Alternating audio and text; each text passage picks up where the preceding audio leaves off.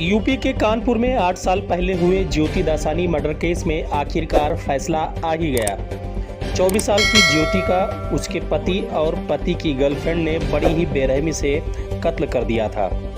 8 साल पुराने इस मामले में कोर्ट ने ज्योति के पति पीयूष सादानी, पीयूष की प्रेमिका मनीषा मखीजा और मनीषा के ड्राइवर अवधेश चतुर्वेदी, रेणु कनौजिया, सोनू कश्यप और आशीष कश्यप सभी को उम्र कैद की सजा सुना दी है।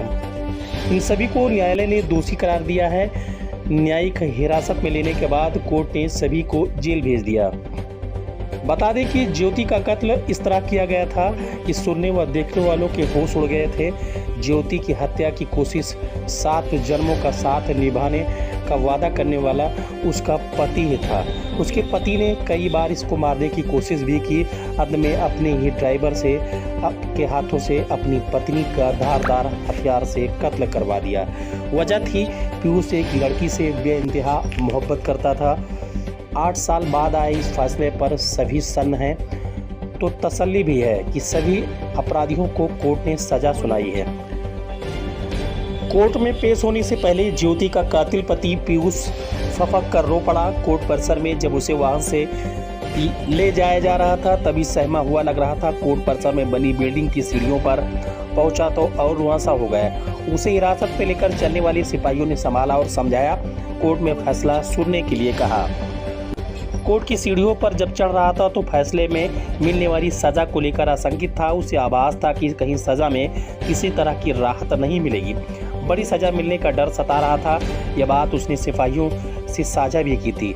सीढ़ियां चढ़ते समय वो रो पड़ा। हालांकि सिपाहियों ने उसे किसी तरह का समय नहीं दिया और तेज रफ्तार चलते हुए लेकर कोर्ट में आए। बाहर निकलने पर चेहरे पर दिख रहा था तनाव। पीयूष जब कोर्ट से बाहर निकला तो उसके चेहरे पर तनाव साफ झलक रहा था। अधिवक्ता ने उच्च अदालत में अपील की बात कहकर समझाया भी। एडीजी कोर्ट के भीतर वो असहज नजर आया।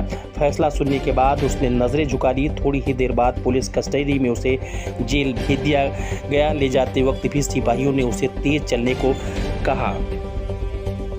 नीचे नजरें गड़ाए रही मनीषा मखीजा ने तो न तो कोर्ट के बाहर और न ही कोर्ट के भीतर सिर उठाया। वो लगातार नीचे नजरें गड़ाए रही।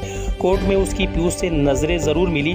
फैसला सुनने के बाद भी एक बार पीयूष को देखा। पीयूष की आंखें कुछ इशारा कर रही थी, यह कोई और नहीं समझ सका। ज्योति हत्याकांड से जुड़े फर्जी सिम कार्ड के सबूत अहम माने जा रहे हैं। माना जा रहा है कि फर्जी सिम कार्ड के साक्ष्य केस की दिशा तय करेंगे। इस मामले में अभियुक्त पीयूष और मनीषा के बीच फर्जी सिम के बीच सीडीआर भी महत्वपूर्ण है।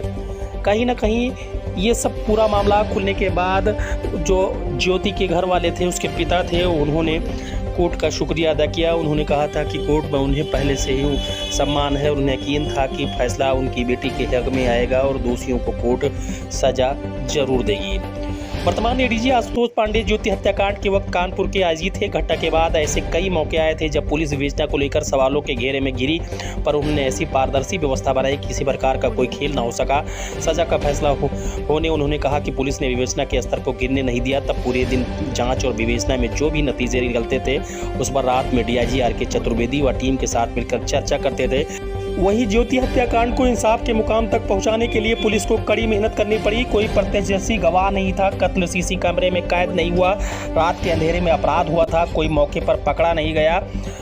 कत्ल का एक मास्टरमाइंड खुद वादी था। कातिल प्रेमी प्रेमिका दोनों करोड़पति खानदान के थे। वे सबूतों गवाहों को प्रभावित कर सकते थे। ऐसी प्रतिकूल परिस्थिति में उन्हें उम्र कैद दिलाना आसान नहीं था, लेकिन पुलिस ने शुरुआत से ही जांच में वैज्ञानिक आधार तैयार किए, वैज्ञानिक सबूत जुटाए। अंततः रसूखदार कुर्बों के कातिल जिंदगी भर को जेल पहुंच गए। सरकारी वकील धर्मेंद्र पाल सिंह, इस केस को देख रहा हूँ शुरू से, ट्रायल वगैरह सब। इसमें ऐसा है, अभी माननीय न्यायालय ने सभी 6 अभियुक्तों को आजीवन कारावास और 20,000 रुपये जुर्माना सजा की है। मेरी कानून के प्रति जो पहले भी आस्था थी, अब भी है, वो और आदर बढ़ गया है और मैं ऐसे न्याय को नतमस्तक करता हूँ।